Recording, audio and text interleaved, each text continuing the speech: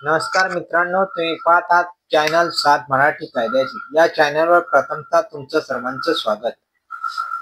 मित्रांनो, खून हा शब्द ऐकला की आपल्या मनात कलम 302 आठवतो।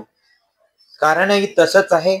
इंडियन पेनल कोड आपण 1860 पासून 1 जुलै 2024 पर्यंत वापरत होतो।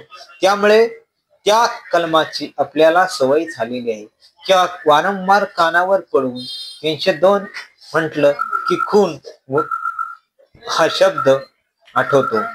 खुनाचा गुन्हा कलम 302 प्रमाणे दाखल होत होता, त्याची आपल्याला सवय झालेली होती।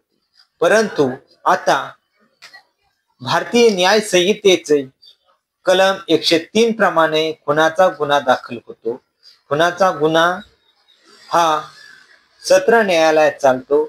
हा अजामीनपात्र असून या गुन्ह्याची शिक्षा मृत्यूदंड किंवा आजन्म कारावास अशी आहे।